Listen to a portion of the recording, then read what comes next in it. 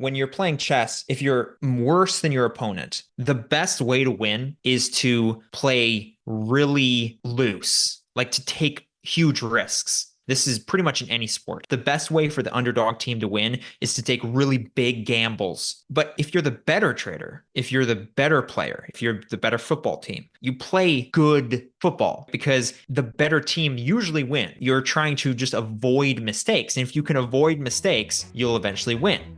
Hey everyone, welcome to the Anarchy Podcast. 99% of traders will never make consistent profits. So why listen to the 99% of advice? On this show, we're going to challenge some of the most hallowed and repeated tenets of trading, and in doing so, set you up to succeed where others fail. Spoiler alert, we don't have a secret strategy or magic wand that will let you skip out on the hard work of learning the markets, but we can debunk viewpoints that are holding you back. If that sounds good to you, come join us. Something that I think is important and something that Levi and I have been going through, and I think we're maybe still in the middle of, honestly, is the process of going from essentially a beginning trader to an advanced trader, or okay, we won't even give ourselves that benefit. Let's go going from a beginning trader to let's say an intermediate trader. There's a few steps that need to be taken between those, and there's a significant difference of how you approach your trading and how you approach the market, whether you're a beginner or whether you're an intermediate. Levi, what's up? Hey Jordan, I was just punishing myself today watching the Giants in their season opener lose against the Vikings in an Listen, awful, embarrassing way. Just like I received a lot of flack. I received a lot of flack from the team because I actually specifically picked my defense as the team playing against the Giants, the Vikings, for my fantasy football team, and they crushed. Yeah, well, I 21 knew points for my defense. they would, but any true fan would not bet against their own team. So I didn't, although I was expecting it. Anyway, it was absolutely awful. And thankfully the Bills won today. So I had a little bit of consolation with New York teams. But anyway, that was the day, hung out with friends and watched football. It was a good day. But so yeah, we were talking about this topic, the difference, kind of the difference in how you should approach the different stages in trading. And there are different things you should do in each stage, and those things change as you get better, and things that could have helped you earlier can actually hurt you later. And this is something I think a lot of people don't realize, and it's really easy to forget. And I started thinking about this a lot over the last couple of weeks because I heard a podcast, one of the most recent podcasts, you can look it up, by Craig Groeschel. He has a leadership podcast, massive podcast, and it's really, really good.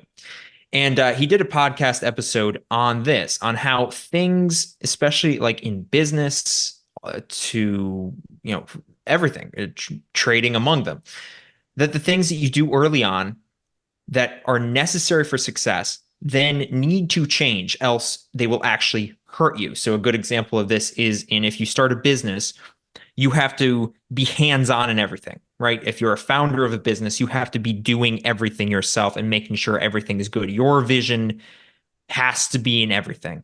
But if you don't change that as your business grows, you become the limiting factor. And now if you're one of those hands-on founders of a business who has to be in everything, you're actually going to keep your business from growing, right? And that you'll see this in tons of things, where as you go into a different phase and grow and get better, the things you do early on can actually hurt you later if you don't adjust. And so I was thinking about that in trading. Like, what are things in trading that you need to do as a beginner, but then to make the advancement into intermediate as you start getting better, or into an intermediate or advanced trader? What are the things you need to adjust and change so they don't, that might have been necessary as a beginner, but they might actually hurt you as you're getting better? That's good. That's good. And yeah, I mean, right off the bat, my first thought was information. You need to be collecting information because as a beginner, you know absolutely nothing and you don't know what you don't know. So as in, you have no idea where to start. You have no idea what to do. And to begin with, you just need to get as much information into your brain as possible about trading.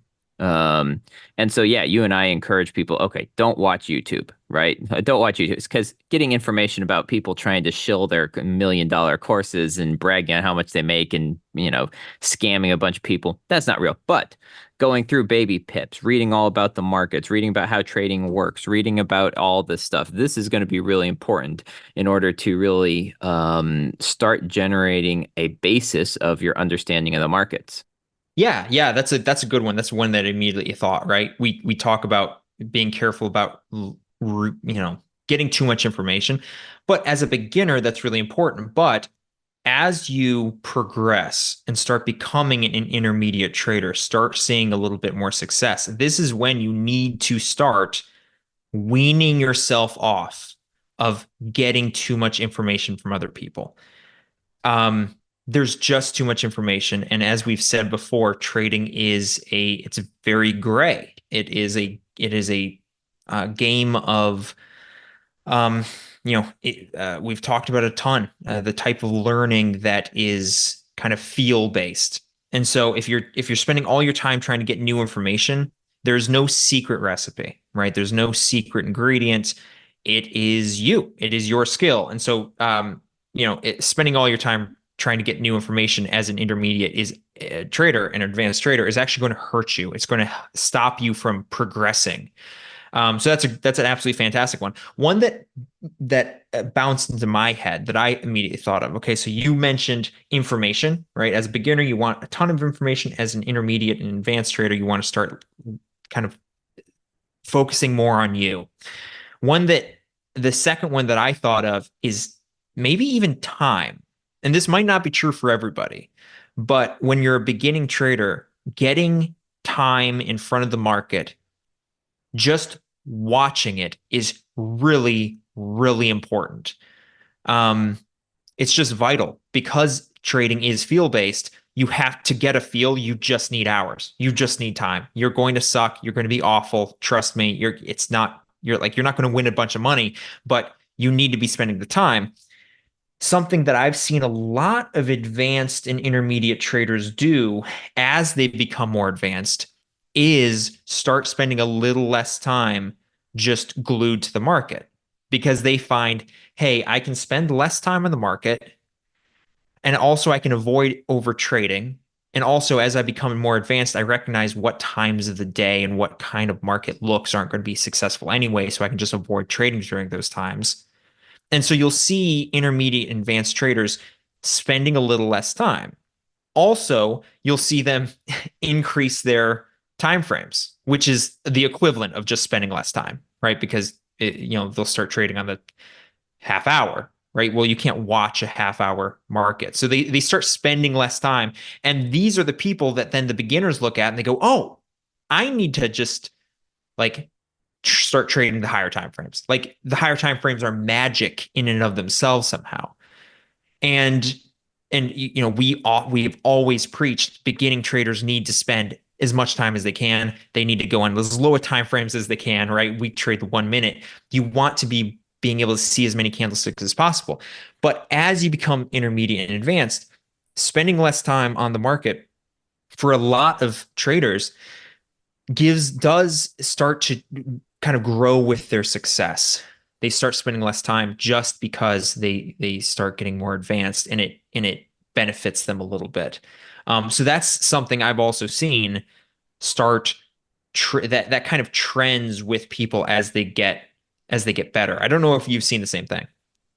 Yeah, for sure. I mean, I've done the same thing myself, right? I used to spend 2, 3, 4 hours a day in the charts, and honestly, I'll be honest, I spend an hour a day now. I just trade that first. I trade the first hour of the London Open, which I'm going to be moving back to the U.S. I'm going to have to now learn the whole New York session because I've never traded New York set. Oh, the few times I have traded New York session has ended in disastrous results because it just lot size differences and everything. I'll take a one lot size in London, and that is like you would need to take like a micro, like probably like a point 0.1 or something. It's probably 10 times more volatile during New York, I think. So yes, so trying to adjust that. So that's a great one. I mean, the other thing I think going from beginner to intermediate that changes is essentially just your psychology, right? Like your psychology is very different. Um, I think your psychology when you're a beginner needs to be very open, right? Like we talk about this, like be willing to make the mistakes, be open, take the trades, put in the time. Don't beat yourself up. Just take all of the looks that give you your look and trade, right? Like honestly, like have a plan, stick with it, but just trade. And your psychology should just be focusing on just being open and enjoying the process. But as you get into the intermediate stage of trading, you need to get much more, I would say, um, discretionary or much more, I would even say harsh. It's the wrong word, but harsh on yourself, as in now your psychology is not like, oh, I'm just learning. Your psychology is now like, no, this is a business. The only way I survive this is by taking the best trades at the best time.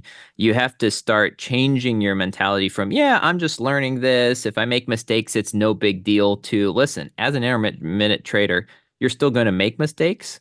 But at this point, you can't make them anymore, or you're not going to be a trader, right? And so you have to start becoming much more discriminate and much more pointed, disciplined, and honestly, self-analytical and hard on yourself, and not let those beginner mistakes happen anymore or minimize them, right? Like they're always going to happen, but really focusing on your journal and stuff is going to be, and being accountable is really going to be an important part going to that intermediate step. Yeah, that's a big one. I really like that because like as you've traded for if you trade for a couple years and you're still trading, taking stupid trades, like again, we all take stupid trades, but it's about minimizing that, right? And so there's times when I look at my journal, I go, dude, why? Like that's a beginner move. What are you doing? Right? Like trading, I think it's kind of trading defensively, right? Treating it like a business. You're not, once you've gotten past the beginner stage, you're always going to be learning, but like now you're not, you're trying to make a business here, right? And so you have to treat it like that. You can't. I really like that. Like when you're new, I've kind of put it into. I've been playing a lot of chess lately. When you're playing chess, if you're worse than your opponent, the best way to win is to play really loose, like to take huge risks, right? Like to make really unbalanced moves. This is pretty much in any sport. If the underdog team, the best way for the underdog team to win is to take really big gambles and risks and try to throw your person off your game. And it's kind of similar in trading. When you're a beginner, you can kind of afford to, you're trying to learn, you're right. But if you're the better trader, if you're the better player, if you're the better chess team player, if you're the better football team, you play good football, right? You play good chess, right? Because now the better team usually wins, but you're trying to just avoid mistakes. And if you can avoid mistakes, you'll eventually win. If this is it's kind of a rough analogy, but if you're in trading, it's similar, right? If you're a good trader with an edge, if you've already developed an edge through the hard times of the beginner hours, now all you have to do is avoid the big mistakes. If you can avoid the big mistakes, you'll eventually make money. And so that's where playing tight, right? Being harsh on yourself and kind of cutting down the losses, cutting down the stupid stuff now enables you to eventually win. It puts the stats on your side. And yeah, that's a huge shift. I really appreciate that. And that's one that I've been focusing on a lot lately, especially during the last couple of months where the market was really tough. I had a lot of losses. I went to drawdown was yeah, just focusing on cutting out the stupid stuff. Like, you can make a lot of losses, but if you're cutting out the stupid stuff, eventually, as you're getting into this stage, the intermediate stage, you'll eventually start winning.